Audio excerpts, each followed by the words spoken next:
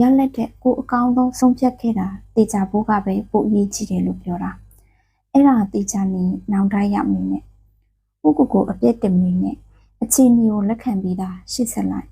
information ဆိုတဲ့သတင်းအချက်လက်တေချာမစုဆောင်မချခဲ့တဲ့အဆုံးဖြတ်ချက်လားဒါဆိုမှလည်း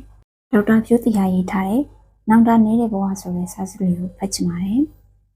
ဘဝဆိုတာရွေးချယ်မှုတွေနဲ့တိဆောက်ထားတဲ့မူလကနေမိုးချိုအထိရွေးချယ်နေရတယ်ဆုံးဖြတ်နေရတယ်တချို့အရာတွေကခက်တည်ပြီးတိတ်လေစဉ်းစားစရာမလိုဘူးမှားသွားလိုက်ပါမှမဖြစ်ဘူးတချို့အရာတွေကဘဝနဲ့ချီတယ်ရိုးအစားကြီးတယ်အမှားမခံဘူးပြန်ပြေးမရတော့တာမျိုးအထိမဟုတ်တော့ပေးဆက်ရမှာတော်တော်များတယ်တချို့အရာတွေကြတကယ်ကိုလမ်းစုံလမ်းကွာဘယ်လမ်းကမှန်နေမသိဘူးနှစ်ဖက်လုံးမှာအကောင်းအဆိုးတွန်တွဲနေတယ်အရှုံးအမြတ်ရှင်ပြိုင်နေတယ်ဒီလိုရွေးချယ်ရတိတ်ခတ်တဲ့ဆုံးဖြတ်ချက်တွေလည်းရှိတယ်အဲ့ဒီအခါအချိန်ယူကြတယ်တိုင်ပင်ကြတယ်မင်းမြန်ကြတယ်နောက်ဆုံးပေတွင်နက်တွေအထိပါအကူအညီယူတတ်ကြသေးတယ်အချိန်တွေကိုနောက်ပြန်ဆုပ်လို့ရရင်ဖုန်းထဲမှာလို့ recycling ဆိုတာရှိရင် undo ပြန်လုပ်လို့ရရင်ဒါမှမဟုတ်ရှေ့ဖြစ်လာမှာတွေကိုသာကြိုသိခွင့်ရကြရင်ကျွန်တော်တို့ဘလောက်တောင်အမှားနဲ့တော့မလဲစဉ်းစားကြည့်ဒီဘက်ကကြတော့လေအဲ့ဒီလိုသာဆိုဘဝကဘလောက်တောင်ပြင်စရာကောင်းနေမလဲအမှားလည်းမရှိသင်ခန်းစာလည်းမရှိအရှုံးလည်းမရှိလေးကြတာလည်းမရှိကြံထားရတာလည်းမရှိနဲ့အမားတွေဝမ်းနည်းစရာတွေနောင်တတွေအတွေ့အကြုံတွေဆိုတာဘဝရဲ့အစိတ်အပိုင်းပဲမဟုတ်လားကျွန်တော်ထင်တယ်လူတိုင်းမှာငါဒီလိုမလုပ်ခဲ့ရင်ကောင်းတာဒါမှမဟုတ်ငါဒီလိုလုပ်ခဲ့မိရင်ကောင်းတာဆိုတဲ့အခြေအနေတွေကြုံမှုကြလိမ့်မယ်ဒီလမ်းကမသွားခဲ့မိရင်ကောင်းတာဆိုတဲ့တတိလေးကအစားလို့ဒီလိုမှန်းသိငါဒီလိုကိုပတ်စံမချီခဲ့ပါဘူးအလေငါအိမ်တော်မပြုတ်ခဲ့တင်ဘူးငါဒီလိုငါ့ကိုမလုပ်ခဲ့တင်ဘူးဆိုတဲ့နောင်တအဆုံးပေါ့လူတိုင်းတစ်ခုမဟုတ်တစ်ခုကြုံမှုကြလိမ့်မယ်အဲ့ဒီမှာပဲပြင်းပြနေလို့တော့ရှေ့ဆက်လို့ရမှာမဟုတ်ဘူးပြီးတာပြီးခဲ့ပြီသင်ခန်းစာယူမယ်ရှေ့ဆက်မယ်အဲ့ဒီလိုပဲစဉ်းစားကြရမှာဖြစ်ပါတယ်တစ်ခါတလေကံတရားကလည်းသိဆန်းကျဲတယ်စူးစမ်းတိုင်းမဖြစ်တဲ့အခိုက်အတန့်တွေအကောင်းဆုံးပြင်ဆင်ထားပါလျက်နဲ့လွဲပြစ်အောင်လွဲတတ်တဲ့ကိစ္စတွေမျောလင့်တယ်လို့ဖြစ်မလာတဲ့အရာတွေအများကြီးရှိတယ်ငငယ်ကငါလုပ်ရင်ဖြစ်ရမယ်ဆိုပြီးတွေးခဲ့ပူတာပဲအသက်အရွယ်ရလာတာနဲ့အမျှဒါကိုပို့ပြီးသဘောပေါက်လာတယ်ဒါကြောင့်ရလက်တဲ့ကိုအကောင်းဆုံးဆုံးဖြတ်ခဲ့တာတေချာဖို့ကပဲပိုအရေးကြီးတယ်လို့ပြောတာအဲ့ဒါတေချာနေနောင်တရမင်းနဲ့ကိုအပြည့်တင်နေနဲ့အခြေအနေကိုလက်ခံပြီးသားရှေ့ဆက်လိုက် information ဆိုတဲ့သတင်းအချက်လက်တေချာမစုဆောင်မချခဲ့တဲ့အဆုံးဖြတ်ချက်လားဒါဆိုမှလည်း logical thinking မပါပဲစိတ်ခံစားချက်အလျောက်ကမှုရှုလို့ချခဲ့မိတဲ့ဆုံးဖြတ်ချက်လားဒါဆိုမှလည်းအဲ့ဒီလိုမဟုတ်ဘူးအကောင်းဆုံးစဉ်းစားပြီးလုပ်ခဲ့တဲ့ဆုံးဖြတ်ချက်ချစ်လာနိုင်တဲ့နောက်ဆက်တွဲတွေကိုထည့်စဉ်းစားပြီးရွေးခဲ့တဲ့ calculated မှုဖြစ်နေခဲ့ရင်တော့ဒါနဲ့ပတ်သက်လို့ကိုထင်တယ်လို့ရလက်ထွက်မလာခဲ့ရင်တောင်နောင်တရနေစရာအကြောင်းမရှိပါဘူး identity based decision အကြောင်းနဲ့တခါရေးဘူးတယ်အကျိုးအပြစ်ချိန်ဆပါဆိုပေမဲ့အခါခတ်သိမ်းမှာအဲ့ဒီလိုတွေတွက်ချက်နေလို့မရဘူးကိုယ့်ရဲ့ identity ပေါ်အခြေခံပြီးလဲလုံးတင်တာမှန်ရင်လုပ်ကိုလုပ်ရတယ်ဆိုပါစို့ကိုရှိမှမတရားမှုတစ်ခုအနိုင်ကျင့်မှုတစ်ခုမြင်နေရတယ်ကိုဝင်ပါလာရင်ကိုလည်းအထိနာမယ်ဒီအခြေအနေကိုပြောင်းလဲလို့ရချင်မှရလိမ့်မယ်အရှုံးအမြတ်တက်တွက်ရင်တော့မလုပ်တဲ့ကိစ္စသို့တော့ဒီလိုလက်ပိုက်ကြည့်နေရတာကိုပြောမလားကိုယူနိုင်မလားပြန်စဉ်းစားကြည့်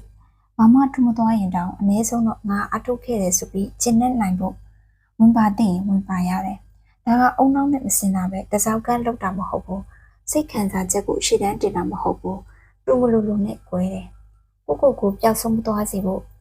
ရှင်းမနေရစေဖို့လို့တင်တာကိုလုပ်ကြရတာဖြစ်ပါတယ်အဲ့ဒီအခါမှလည်းရလက်ကဘလို့ကြီးပဲဖြစ်လာပါစေဘာမှထူးမလာသည်ဖြစ်စေကိုပဲနစ်နာတော့ရသည်ဖြစ်စေအတိမပြုတ်ခံရဖို့ဝေလို့ဝိုင်းပြီးတော့ပါအဖြစ်တင်ခံရသည်ဖြစ်ပါစေကိုဆုံးဖြတ်ချက်ကိုနည်းနည်းကလေးမှနောင်တမရစေချင်ဘူးအချိန်တွေနောက်ပြန်လှည့်လို့ရရင်ဒီအချိန်တွေကိုပြန်ပို့ပေးမယ်ဆိုရင်တော့လူညီသောဆုံးဖြတ်ချက်လူညီသောရွေးချယ်မှုကိုပဲထက်လို့အောင်မှာဆိုတဲ့အထိပေးကြဖို့လိုပါတယ်ဒါဆိုဘသူဘဝနဲ့နှိုင်းရှင်ပြီးတော့မှလည်းအားငယ်နေမှာမဟုတ်တော့ဘူးပူလောင်နေမှာမဟုတ်တော့ဘူးပူလန်ကူဖြောင်းဖြောင်းတန်တန်ဆက်ချောက်နိုင်ပါလိမ့်မယ်နောင်တကင်းတဲ့ဘဝဆိုတာလူတိုင်းလိုချင်တာမှန်ပေမဲ့ဖြစ်နိုင်ဖို့သိခက်ပါတယ်နောင်တဆိုတာကျွန်တော်တို့ဘဝရဲ့အစိတ်အပိုင်းတစ်ခုပါပဲသိ သို့တော့ရလက်ကိုကြည့်ပြီးထင်တယ်လို့ဖြစ်မလာမှရတဲ့နောင်တတွေကိုတော့နည်းနည်းရှော့စီခြင်းနဲ့လမ်းပိတ်ကြီးမှတည်ရင်တော့ဘသူကဒီလမ်းလေးဝင်လာပါမလဲဒီလမ်းကိုမှလည်းမလျှောက်ခင်မှာတော့အပိတ်မှန်းကြုံမသိနိုင်တာ Netflix ဇာတ်ကားထဲမှာ Red Pillar Blue Pillar ရွေးရတယ်လို့ပဲဒါကလည်းဘဝရဲ့အလှတရားပါပဲဒီအလှတရားကိုအစိုးမြင့်မနေပဲပြည့်ပြည့်ဝဝခံစားလိုက်ပါအဓိက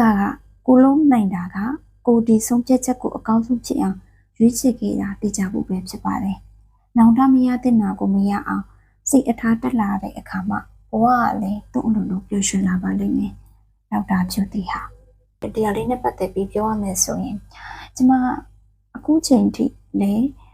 တငယ်ချင်းတွေကိုပြောပြတဲ့အရင်တုန်းကလည်းပြောပြခဲ့ဖို့တဲ့ဒီနောင်တနဲ့ပတ်သက်ပြီးတော့နောင်တရခဲ့တာရှိလားဆိုရင်အမှန်တန်ပြောရရင်မရှိခဲ့ဘူး။ဒါပေမဲ့